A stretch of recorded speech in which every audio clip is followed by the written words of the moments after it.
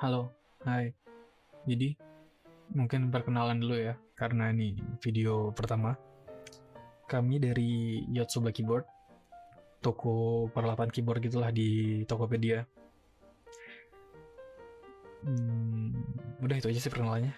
Jadi kami itu mau bahas tentang casing, salah satu produk yang kami jual juga di sini, tentang casing Macropad Dumpad buatan KBD dengan versi 1.2.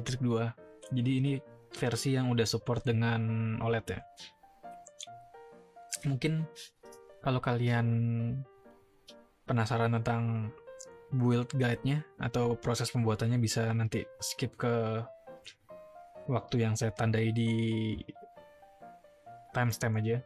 Karena di sini akan bahas beberapa hal tentang desain kreatifnya, desain kreatif pembuatan casing ini, lalu masalah-masalah apa sih yang kita tim dari Yotsuba Keyboard temui, lalu tentang kok pasang si apa namanya si standnya nih, si screwnya ini agak susah ya dibandingkan tipe sandwich yang lain dengan tipe sandwich yang toko lain buat.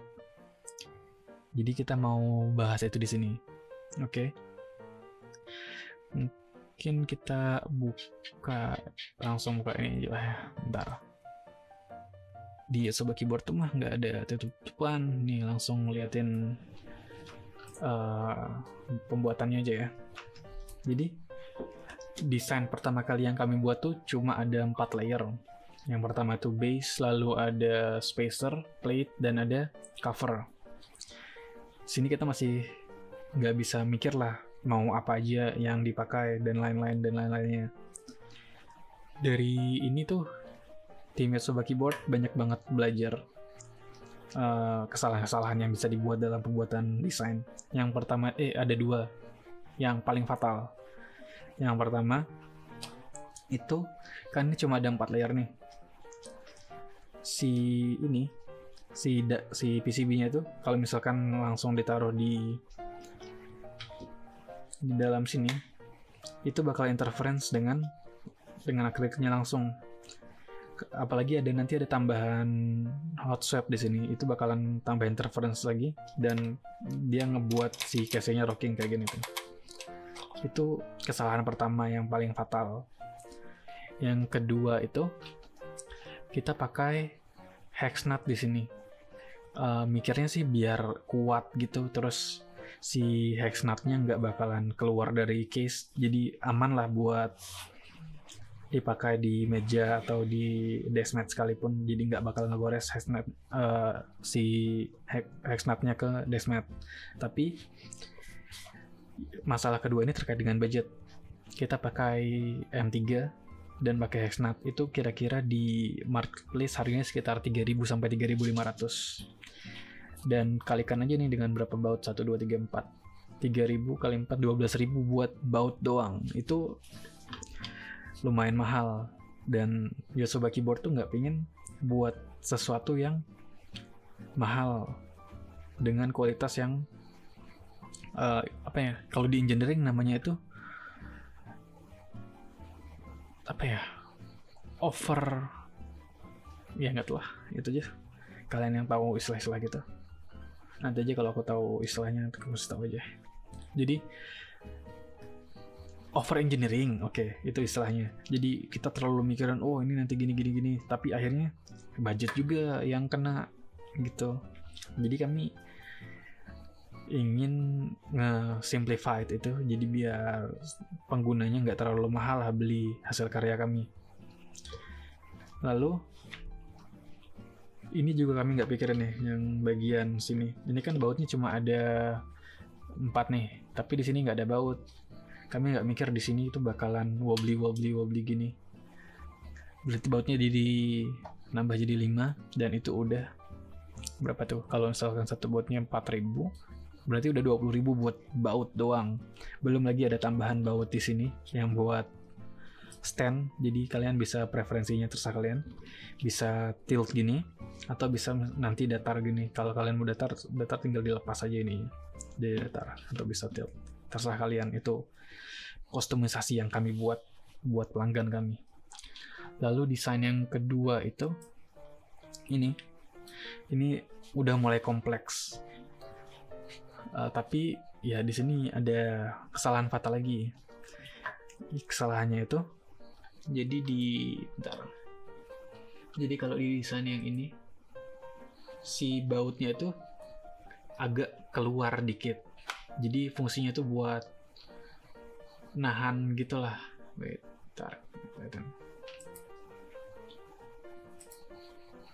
Nah, ini si bautnya itu keluar dikit. Jadi dia bakalan nengkeram secara kuat si case-nya ini. Tapi sisi negatifnya adalah bautnya keluar. Terus kalau kalian pindah-pindah gitu, ini bakalan ngegores meja atau deskmat kalian, dan itu nggak sepadan lah dengan harga si dampetnya. Kalau kalian punya katakanlah dari Tenjin Scrollworks atau apalah yang mahal-mahal itu, dampet case dengan harga 90.000 kalian beli di Yotsuba Keyboard, ngerusak Tenjin kalian yang harganya 500.000 yang kalian beli dari reseller, itu kan nggak worth it banget. Jadi desain yang kedua ini kami lewati lah, udah kami print, tapi tetap aja rasanya nggak enak kalau settle di desain ini. Akhirnya kami pakai desain yang ketiga yang kita pakai saat ini. Jadi di desain ini tuh si bautnya kami berhasil masukkan ke case. Cuma karena ini nggak ada penahan lagi di belakangnya, hal ini tuh bakalan ngebuat si spacernya jatuh kayak gitu. Kalau kalian biasa beli sandwich yang di toko-toko lain kan biasa kalian pasang stand dulu si spacernya, lalu masuk dan kalian screw dari atas. Tapi kalau pakai yang ini ada dua cara pemasangannya. Yang pertama kalian pasang semua dulu gini dengan cara terbalik gini, lalu pasang bagian plate bawahnya. Plate bawah itu yang atasnya bolong, lalu kalian masukkan ke sini dan kalian dorong sedikit. Nah, oke. Kalian dorong gini sampai masuk. Nah, tuh si bautnya ini, kelihatan nggak ya? Si bautnya ini, oke, nggak kelihatan. Oh, iya. Oke, nanti si bautnya ini nggak bakalan keluar dari case rata sama case dan nggak akan ngerusak deskmat atau meja kalian. Ini keunggulan case ini. Tapi ya itu, ribetnya di pemasangan. Kalian harus ekstra hati-hati sama cepat gitu pemasangannya. Terus buat pembuatannya kalian tinggal masukin plate bawah, lalu masukin spacer dulu.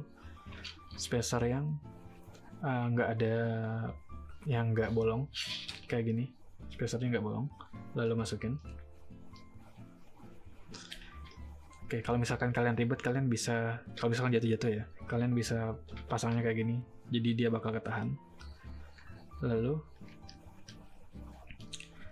masukin spacer yang ada bolongannya. Habis itu masukin si dampetnya dulu. Dan masukin plate atas. Lalu masukin penutup OLED yang tebelnya 3 mili, yang lebih tebel. Lalu penutup OLED yang nggak terlalu tebel, yang 2 mili. Lalu si penutup covernya. Lalu kalian tinggal pasang baut.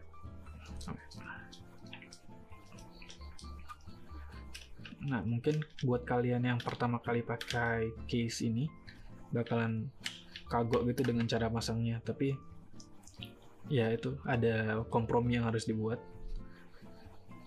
demi desain yang bagus. Nggak ada desain yang sempurna, adanya ya min maxing gitu, ada yang plus ada yang minusnya juga pasti. Sebenarnya desain yang paling bagus tuh desain baut yang pertama, karena dia tuh bakalan kuat banget cengkeramnya karena hex nut nggak bisa apa ya, susah lah rusaknya dibandingkan screw yang pakai kembang gini.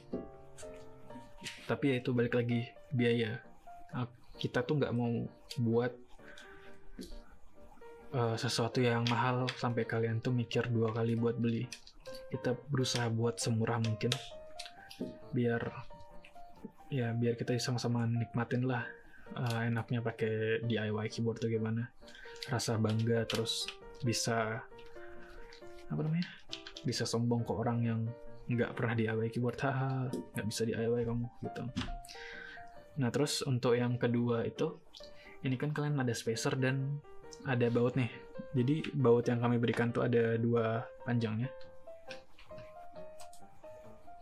Yang pertama itu ada yang 8 mili, yang kedua tuh 6 mili. Kalau misalkan kalian hilang salah satu bautnya, kalian bilang aja beli baut M2 panjangnya yang ini 8 mili, yang ini 6 mili ke toko bangunan terdekat, pasti ada baut M2. Nah, cara pemasangannya adalah spacer, kalian masukin baut yang 6 mili dulu, yang pendek. Kalian sekrup sampai mentok, lalu masukin dari bawah. Ini kalau misalkan belum kepasang satupun screw ya, lalu kalian pegang gini, udah kayak gini, baru masukin si baut yang 8 mili, terus kalian kencengin. Nah, kayak gitu. Udah, terus kalian tusuk aja lagi. Udah. Nah, ini masih kalian tarik pun, ini nggak bakalan lepas. Karena layer kedua dari atas sama layer kedua dari bawah itu bakalan saling tarik-menarik. Itu kemampuan engineering kami tuh udah bagus banget lah. Kami udah mikirin plus minus satu sama lainnya, dan ini desain yang kami pakai untuk saat ini. Pemasangannya nggak terlalu susah sih, tapi kalau misalkan baru pertama ya mungkin agak kagok lah megangnya gimana ya, karena perlu pembiasaan juga. Tapi kalau kedua sampai ketiga kali, kami yakin bakalan cepat adaptasinya. Terus untuk future update yang kami mau di case ini mungkin minor sih. Ada penambahan 1 baut lagi di sini. Fungsinya itu bukan buat nguatin si ininya, tapi biar bisa masang engraving. Jadi misalkan kalau kalian punya engrave atau misalkan buat engrave, kalian bisa pakai dari sini ke sini. Luasnya cuma segini doang nih, sekitar berapa nih? 10 cm mungkin. Ya sekitar 15 cm lah ke sini. Atau kalian bisa buat dari sini ke sini, atau bisa buat dari sini ke sini. Misalkan kalian punya engrave yang jalan cerita gitu, misalkan ada Goku terus dia Kamehameha di sini, ya siapa tahu. Pokoknya kami buat si casing ini personal mungkin. Kalian bisa pakai apapun yang kalian mau, itu yang kami mau buat. Jadi ya itu minor, tapi kami pasti mau buat itu. Lalu kalau misalkan desain major yang mau kami ubah, kami mungkin tunggu dari kalian sebagai pembeli casing ini. Misalkan kalau kalian ngeluh, oh ini terlalu ketat ininya, si plate atasnya, atau terlalu longgar malah menurut kalian bisa kasih komplain kalian ke kami. Terus misalkan kami setuju dengan komplain kalian, kami pasti bakalan buat perubahan di desain selanjutnya. Gitu. Ya nggak usah takut-takut buat review lah.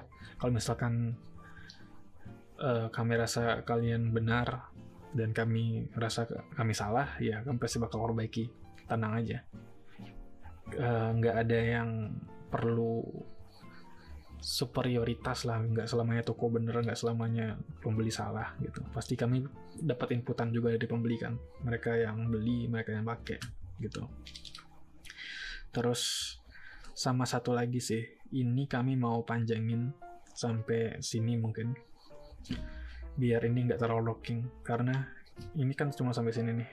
ini agak rocking, tapi menurut kami itu nggak terlalu fatal karena kalau misalkan orang harus nekan sekeras ini baru bakalan terjungkal gitu.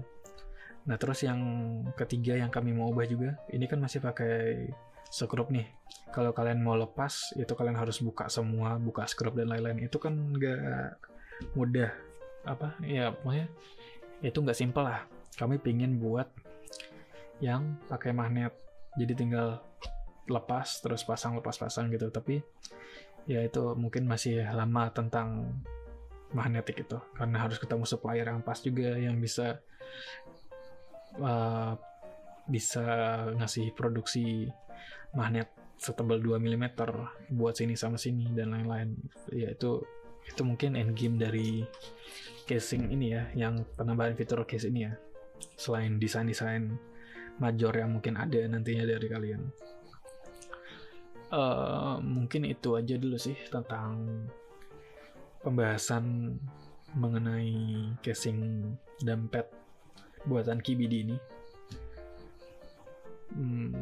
Oh iya, kalian bisa beli ini di link ada di deskripsi ya, mulai dari PCB-nya. PCB ini kita jual murah, semua punya jual murah lah, biar semua bisa pakai dari PCB, casing, lalu ada switch, ada hot swap nanti, jadi kalian bisa lepas pasang, nggak perlu di solder. Lalu ada partnya mulai dari Arduino, encoder, lalu ada tech switch, semua kami ada. Kalian bisa langsung pesan di Tokopedia di link di bawah ya. Oke, mungkin sekian aja. Terima kasih.